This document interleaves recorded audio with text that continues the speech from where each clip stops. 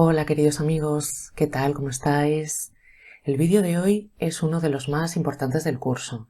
Hoy vamos a estar hablando de las secuelas que podemos reconocer en nosotros mismos y que nos van a dar la total certeza de que hemos estado experimentando una relación de pareja tóxica. Como os digo, es una lección importante, así que quiero que prestéis toda la atención que podáis. Ya al final del vídeo vamos a estar comentando un asunto que últimamente está causando bastante revuelo en el mundo de la comunicación y en concreto en la prensa del corazón, como es el caso de Rocío Carrasco y de su testimonio, que por supuesto no vamos a juzgar si es mentira, si es verdad, porque es un tema que a mí realmente me da exactamente igual, no me interesa ni tampoco es mi cometido. Mi cometido es que tengáis muy claro todo lo que hemos estado explicando durante el curso y este testimonio me va a servir para que veáis en la práctica muchas cosas que hemos explicado y también muchas cosas que vamos a explicar hoy. Así que no os lo perdáis y vamos a comenzar.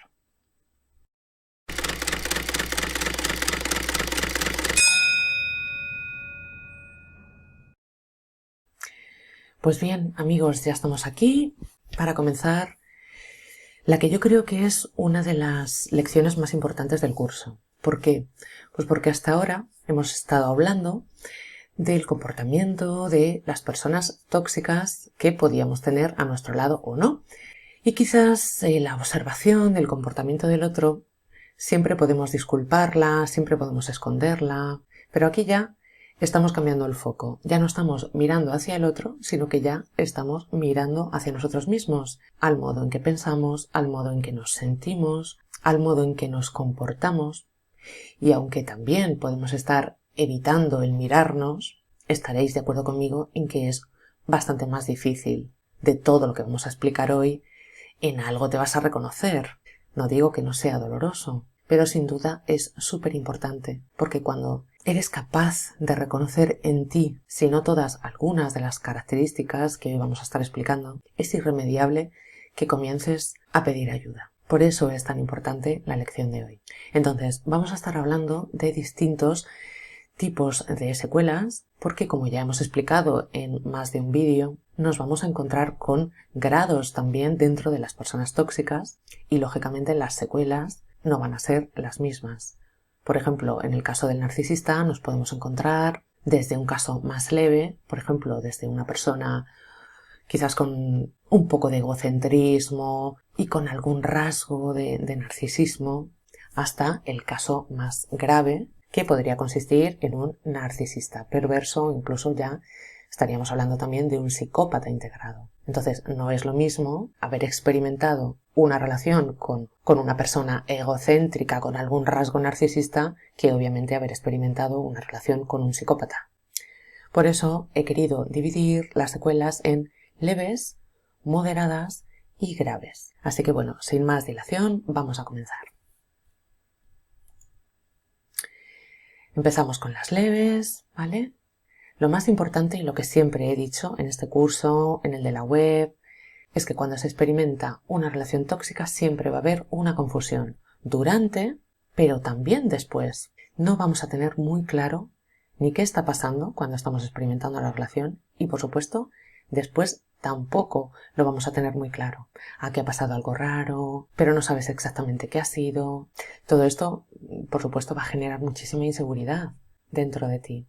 Una característica también importante, aunque bueno, la he recogido dentro de las leves, pero es importante en estos casos porque siempre que has estado con una persona tóxica como pareja, tu autoestima se va a ver resentida en mayor o en menor grado. Y esto no tiene por qué ocurrir en todas las rupturas de pareja. Es decir, siempre vamos a tener por nuestra cabeza pululando ideas de este tipo.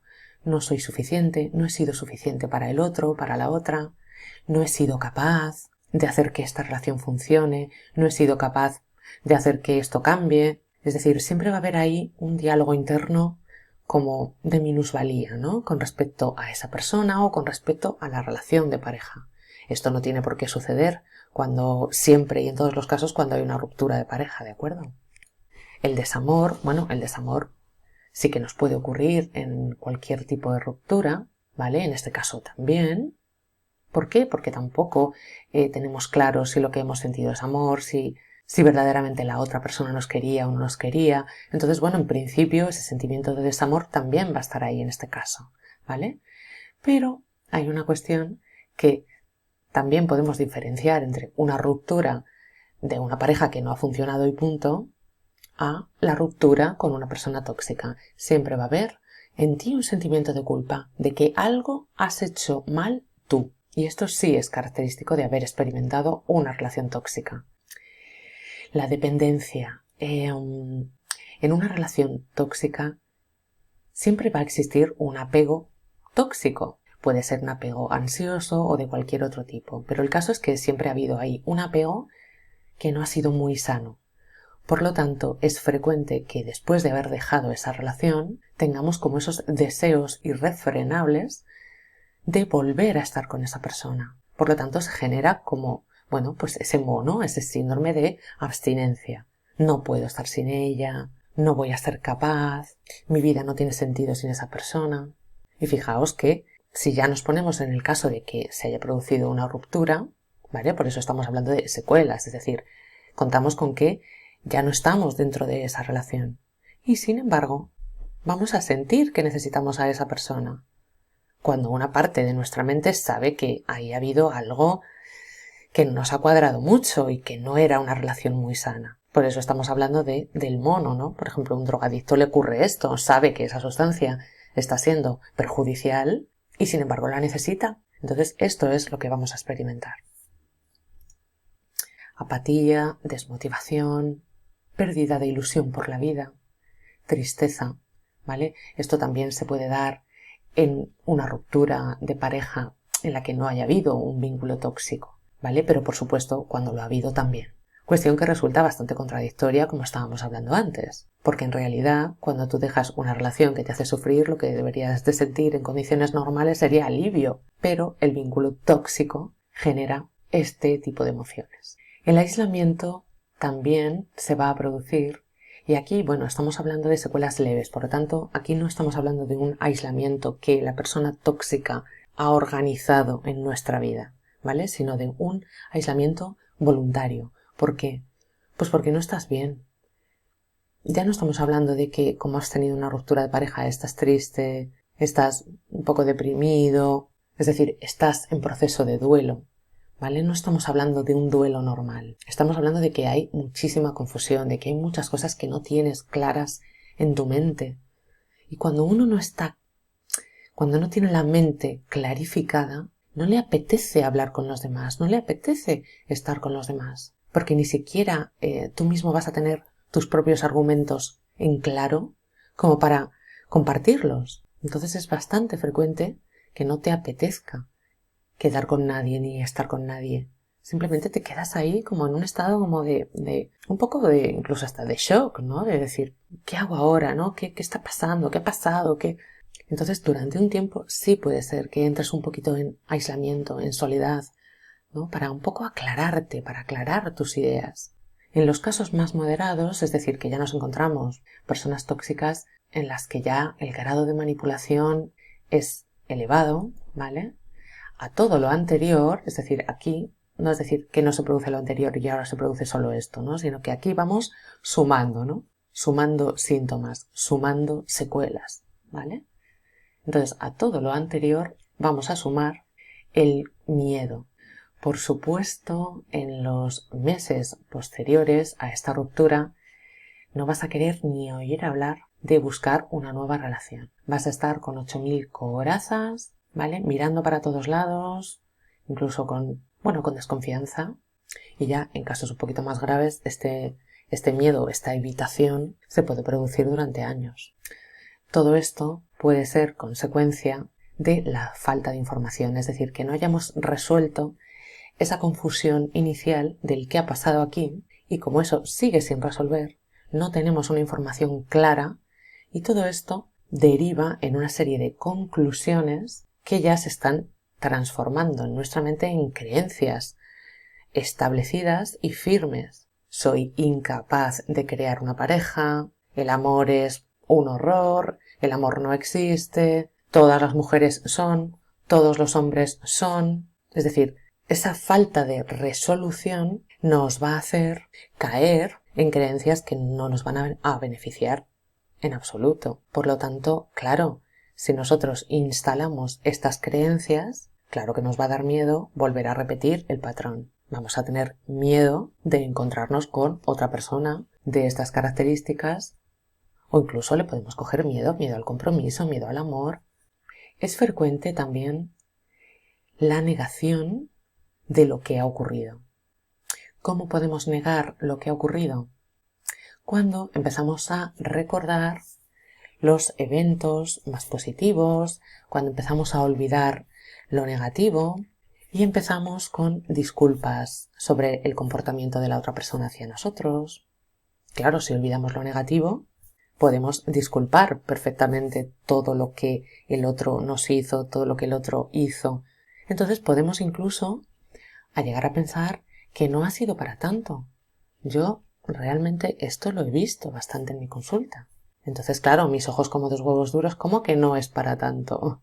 No es para tanto que no sé qué, no es para tanto que no sé cuánto, no es para tanto que tal, no es para tanto que cual. No, bueno, sí.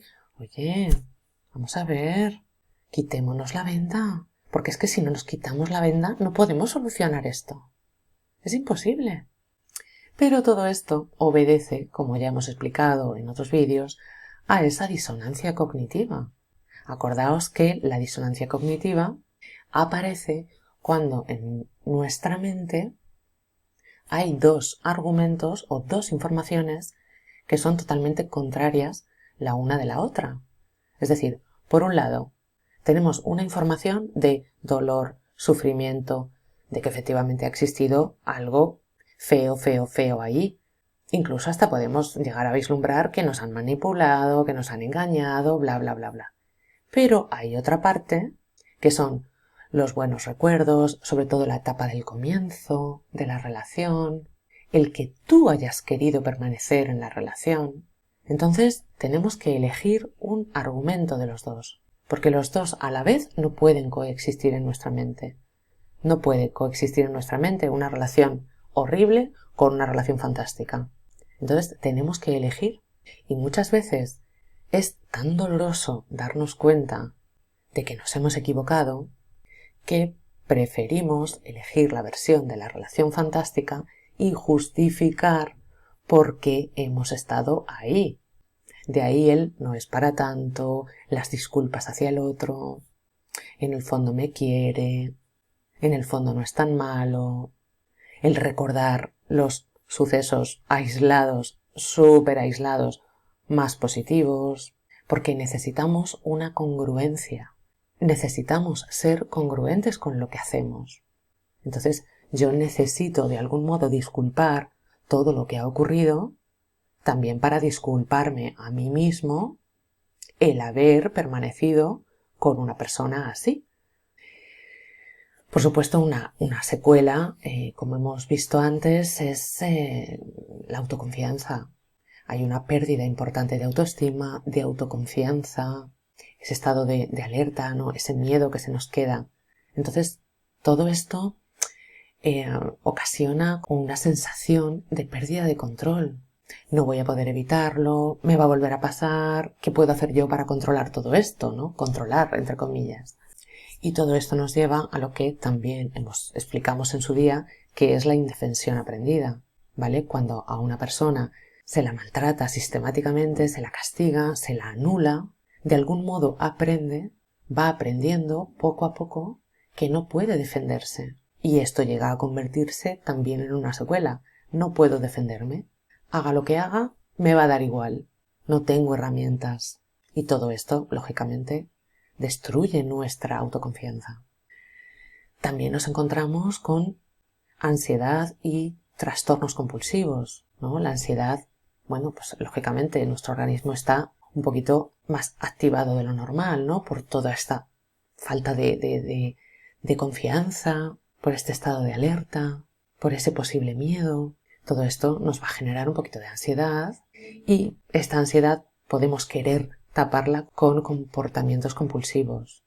Vamos a comer más de la cuenta, quizá podemos incluso comenzar a tomar sustancias, alcohol, drogas, nos puede dar por hacer deporte de manera exagerada, por obsesionarnos con el trabajo, por las compras compulsivas, es decir, todo con el fin de tapar todas estas emociones, todos estos pensamientos, ¿no? de indefensión. Y también podemos encontrarnos que somatizamos en el cuerpo con enfermedades, pues todo esto que obviamente, como no hemos estado resolviendo a nivel mental, emocional, va a reflejar nuestro cuerpo. Bien, y ya entramos en las secuelas graves y vamos a explicar la grandísima secuela derivada de la experiencia de una relación tóxica en grados ya elevados. Y yo aquí diría que sobre todo son las experimentadas con narcisistas de tipo maligno y, por supuesto, con psicópatas. Es decir, estamos hablando del trastorno de estrés postraumático. Vamos a explicar un poquito en qué consiste, ¿vale? Bien, lo primero que vamos a encontrar es un organismo hiperactivado, ¿vale? Con un estado de alerta constante y la consiguiente ansiedad, irritabilidad, furia.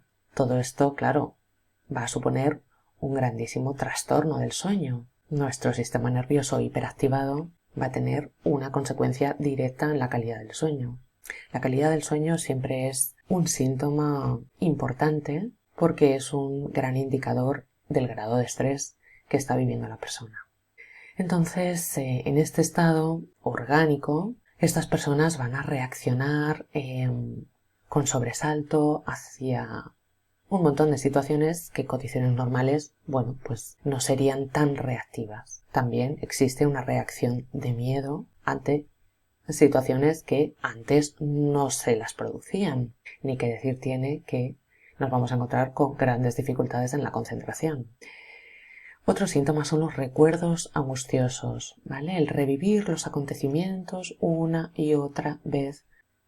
La evitación de estímulos que nos recuerden lo vivido, lugares, acontecimientos, personas, ¿vale? Todo lo que nos recuerde al suceso que hemos experimentado, ¿vale? Nos va a ocasionar una reacción exagerada. Vamos a ver alteraciones cognitivas como amnesia disociativa. Se van a perder muchos recuerdos, otros recuerdos quizá puedan estar distorsionados y también puede existir una vivencia de la persona como de irrealidad. Todo lo que implique disociación implica que la persona es como que se separa y contempla los acontecimientos como si fueran un sueño, como si no hubieran sido verdad, ¿no? Como con cierta ensoñación. Es decir, aquí no estamos hablando de una herramienta transpersonal, ¿no? Que nosotros, desde una perspectiva mental o cognitiva óptima, vamos a disociarnos de una situación para tener como más información, más datos. Es decir, no estamos hablando de este caso. Estamos hablando de que la persona es como que se encuentra como en un estado como de sueño, ¿no? Y esto le hace olvidar sucesos que realmente han acontecido y el modo en que han acontecido. Los pensamientos negativos son constantes sobre las personas, sobre el mundo. Todo esto va a ocasionar una desconfianza brutal con respecto a la vida en general. Como decíamos, vamos a encontrar que hay una percepción distorsionada del sujeto, no va a haber una claridad mental aquí. Nos encontramos con alteraciones emocionales, es decir, la persona va a experimentar constantemente emociones negativas, desde el miedo, la ira, la hipersensibilidad, la tristeza, el llanto. Es más, podemos estar hablando de que se puede dar cierta incapacidad de experimentar felicidad ante situaciones que antes la persona sí experimentaba. Esto le va a llevar a una pérdida de interés hacia actividades que antes podían gustarle, podían entretenerle y sin embargo ahora es que es incapaz de disfrutarlas. También podemos ver un comportamiento autodestructivo, ¿vale? Un intento de autolesión o pensamientos de autolesión y, como decíamos antes, conductas compulsivas para intentar tapar toda esta ansiedad, todas estas emociones que en ocasiones pueden superar a la persona. Y es ahora cuando me gustaría hablar un poco por encima, lógicamente, porque no conozco datos en primera persona, sino simplemente lo que todos estamos viendo, ¿no? Un programa de televisión, una persona que se sienta y está dando un testimonio de algo que le ha sucedido.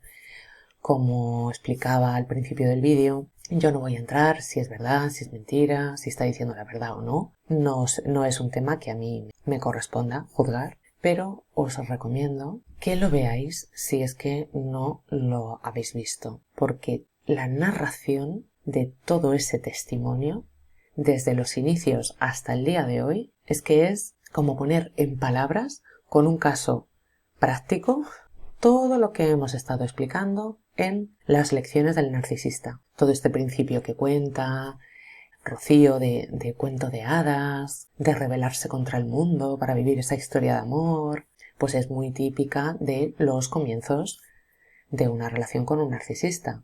Todos los pequeños detalles aislados del comienzo, todos esos mensajes contradictorios, todo ese proceso, ¿no?, que se va viendo en todo el relato, del modo en el que él va seduciendo al entorno de ella para metérselos en su bolsillo. Todo este modo en el que da vuelta a todas las situaciones se va viendo a lo largo del relato, cómo la va aislando de todo el mundo, cómo va poniendo en su contra a cada persona de su entorno, incluso hasta miembros de su propia familia. A excepción de sus padres, se ve que prácticamente lo consigue con todo su entorno. Ni que decir tiene la campaña de desprestigio que hace con ella, porque en este caso nos encontramos con personajes conocidos del mundo del corazón en este país, por lo tanto es que lo tiene muy fácil para hacer esta campaña de desprestigio, muchísimo más fácil que cualquier otra pareja anónima. Otra cosa que también llama muchísimo la atención, y ahí podemos ver esta indefensión aprendida en ella, es el tema de haber permanecido en silencio durante 20 años. ¿Por qué permanece en silencio? Porque ella no cree que pueda hacer algo con esta situación. Se siente totalmente desprotegida ante ella. Y si encima ha ido perdiendo apoyos y cada vez más apoyos a lo largo de los años, es lógico que este sentimiento haya calado, ¿no?, y haya creado esa mella importante. Luego hay otro tema que también me llama la atención y son los comentarios, ¿no?, de muchas personas con respecto a este caso, ¿no? Y uno de ellos es que la critican porque no ha luchado por sus hijos, ¿no? Y yo leo, ¿no?, a muchas mujeres, incluso a muchos hombres, ¿no? Oh, si hubiera sido yo, ¿no?, hubiera hecho tal cosa, si hubiera sido yo, me hubiera ido en la búsqueda de mis hijos. Pero claro, lo que no comprenden estas personas es que si todo esto es cierto, a los primeros que ha manipulado han sido también a los hijos. Es decir, también la ha aislado de sus hijos. Por lo tanto, no es que ella luche o deje de luchar o vaya a buscarlos o deje de ir, es que son ellos los que no quieren estar con la madre, porque también los ha seducido a ellos con sus argumentos. Y punto número 2, no podemos equiparar las reacciones de una persona con este tipo de trastorno que acabamos de explicar de las reacciones y comportamientos que puede tener otra persona que no haya sufrido este trastorno. Es que el cerebro de estas personas con un trastorno de estrés postraumático no funciona de la misma manera, no funciona de manera óptima. Luego también me hace mucha gracia un tema que yo digo, mira, si es que muchas veces los árboles no nos dejan ver el bosque, ¿no? La critican porque hay determinados datos que dicen que no son ciertos y demás, ¿no? Como hemos explicado ahora, sí que es cierto que puede haber una percepción errónea sobre algunos recuerdos del pasado, que esos hechos no hayan transcurrido de la manera exacta a como ella los recuerda. Esto puede pasar en todos nosotros.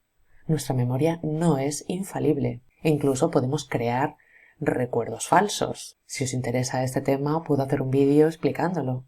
Es muy curioso cómo funciona nuestra memoria. Pero es que en el caso de estas personas sí que efectivamente puede haber un error en el recuerdo y entonces las personas que quieren seguir desprestigiándola se agarran, ¿no? Esto no fue exactamente así como lo cuenta. Bueno, y puede ser, quiero decir, puede ser que en una cosa se equivoque, que en una cosa exista algún error, pero no se deja de perder la perspectiva de la globalidad. Se pierde, ¿no? La perspectiva de cuál fue la situación que se vivió ahí, ¿no? Por eso digo que muchas veces los árboles no nos dejan ver el bosque. Luego un tema que también llama la atención cuando ella explica muchas cosas de su pasado e incluso de su pasado remoto. Estamos hablando de 20 años. Se le saltan las lágrimas como si hubiera ocurrido ayer. Es decir, nos encontramos ahí con una hipersensibilidad que, como hemos explicado también, forma parte de este trastorno. Otro tema que también hemos visto es que ella intentó suicidarse. Y es el último punto que hemos explicado en este trastorno. Entonces, como os digo, yo no puedo juzgar si esto es verdad, si esto es mentira. Desde luego, si es una invención, se ha tenido que preparar muy bien, estudiarse muchos libros para explicar con tanto lujo de detalles y sin que se escape casi nada, porque desde luego todo el relato para mí es totalmente coherente con una víctima de un narcisista en sus grados más peligrosos. Entonces, es interesante que escuchéis este testimonio, incluso que os cojáis las lecciones del narcisista, sobre todo todos aquellos que hayáis experimentado una relación con un narcisista.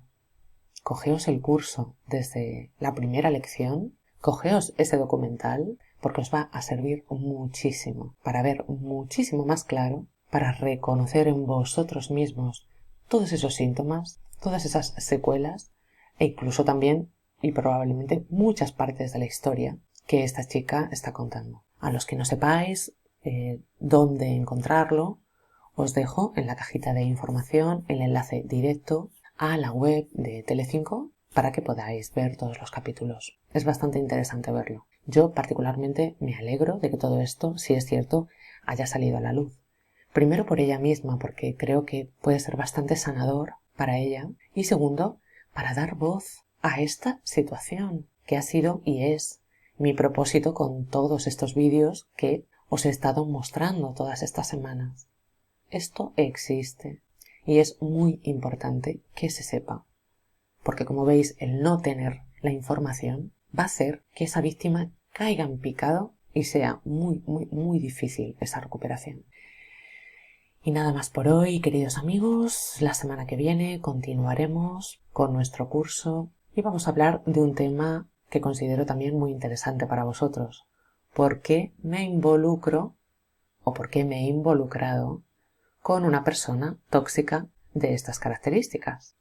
Así que no os lo perdáis. Como siempre os digo, muchas gracias por suscribiros, por estar ahí, por vuestro apoyo, porque el apoyo a este tipo de vídeos tendrá como consecuencia que todos ellos se muestren a todas las personas que están viviendo este tipo de relaciones y que no sepan qué está ocurriendo, que no sepan por dónde tirar. Por eso agradezco tu apoyo, agradezco tu like, agradezco tu comentario y espero y confío que sigas ahí, porque dentro de muy poco voy a dar una vuelta interesante al canal y se va a transformar un poquito. Así que espero que estéis ahí para verlo, para seguir compartiendo y para seguir aprendiendo. Nos vemos dentro de muy poquito. Hasta entonces, que seáis muy felices. Chao.